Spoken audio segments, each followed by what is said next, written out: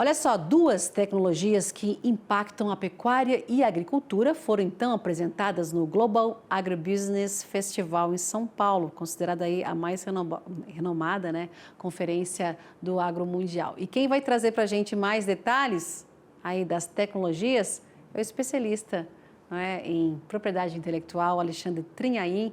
Muito boa noite, Alexandre, bem-vindo. Eu estou aqui com você. É isso, houve o Festival Global de Agronegócio aqui no Allianz Parque em São Paulo, né? E muitas novidades no setor da pecuária de corte, no setor de pecuária em geral e de agricultura.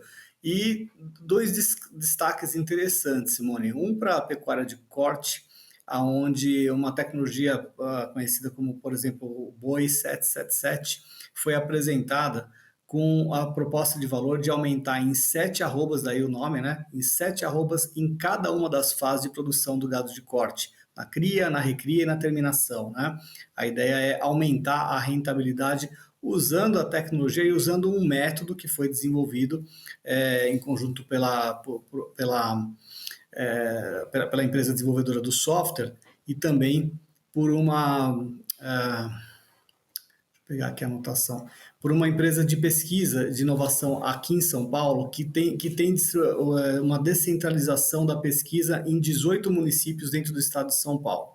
Tá? Uma delas desenvolveu essa metodologia voltada à pecuária de corte, e a outra desenvolveu um processo também muito interessante na produção do café robusta. Né? A ideia é aumentar também a produtividade do café e adequá-lo às condições climáticas regionais do estado de São Paulo. Isso fortalece o produto e transforma ele num produto resiliente, de uma produção mais alta e favorece também a exportação. O café robusta, Simone, em 2016, essa pesquisa já vem sendo feita há cerca de 10 anos. Em 2016, ele detinha mais ou menos 15% do mercado brasileiro e hoje ele ocupa assim 40% do mercado e está crescendo também muito rapidamente na China e em países europeus também. A ideia é usar o café tanto para consumo convencional, como também na produção de cápsulas, que a gente já conhece. Né? A ideia é um café muito utilizado para essa finalidade, e essa tecnologia promoveu melhorias não só na produção desse tipo de café, mas também na cadeia logística dele, reduzindo custos, e é uma solução que foi desenvolvida com especial atenção para o pequeno produtor. Essa é a parte bacana da história, né? A ideia é aumentar a rentabilidade e fornecer fontes de receita para o pequeno produtor no Oeste Paulista.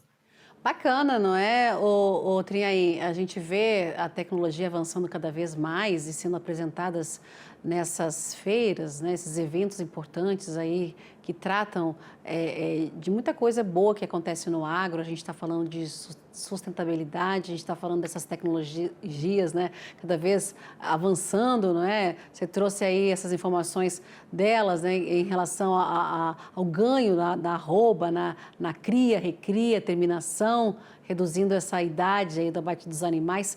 Importante também para o café, né, o café robusta, tantos países compradores, não é, do nosso café, e essas tecnologias aumentando a produtividade, mas o interessante também que você trouxe aí, em relação ao nosso produtor, né, o pequeno agricultor, que também tem uma participação importante aí na produção e é beneficiado justamente nesse aumento da rentabilidade, não é, o Trinhaí? Você falou aí, a produção do café melhora a cadeia logística e também para ele, não é, para o nosso pequeno produtor.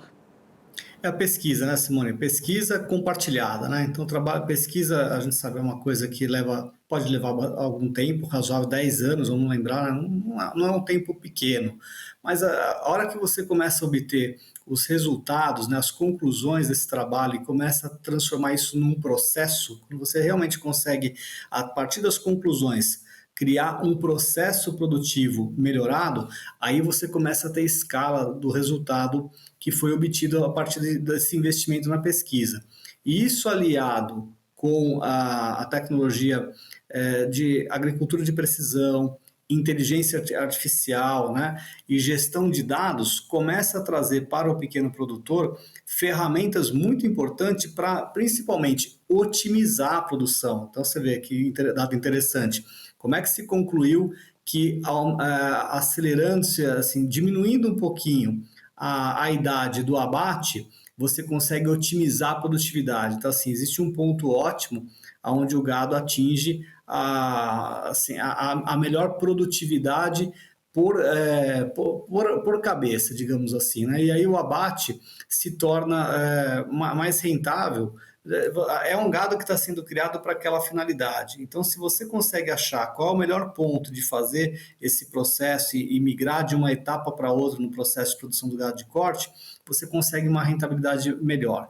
Da mesma forma para o café, quando você consegue integrar isso às condições climáticas e encontrar uma forma de produzir uma determinada espécie, você encontra uma junção de uma espécie com uma região. Aliás, isso é tema, inclusive, para indicações geográficas, né? Quando você consegue otimizar a produção de um produto agrícola por conta da condição climática ou do solo de uma região, você tem um prato cheio para você obter um registro de indicação geográfica, ou seja, você vai designar que aquele produto vem daquela localidade geográfica, e isso incrementa o valor do produto, porque é difícil você replicar a mesma condição, a mesma interação entre produto e condições locais para ter o mesmo resultado.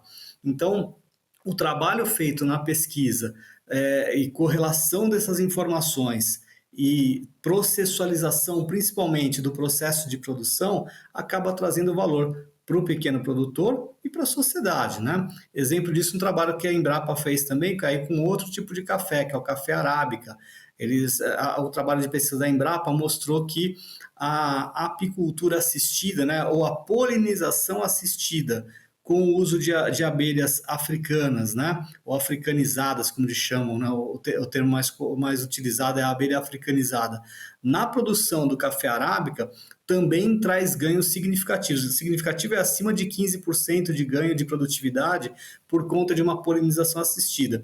Esse tipo de trabalho é feito ao longo de algum tempo de observação, correlação de dados e ferramentas de inteligência artificial que hoje estão se tornando cada vez mais utilizadas, mais baratas e mais confiáveis, Simone. E abater animais mais jovens também reduz a pegada de carbono, né, Trinhaém? De quebra. Tá bom, então. E de quem é em relação à pecuária, de quem é a pesquisa? A pesquisa que foi feita no Festival Global de Agronegócio foi promovida pela APTA Regional.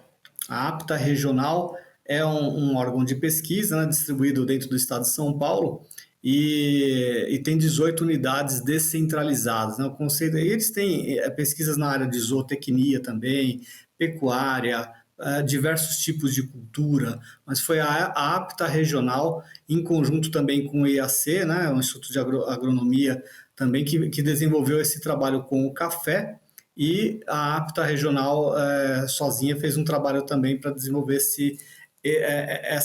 esse método para a produtividade no gado de corte, e saiu essa solução aí que é o Boi 777.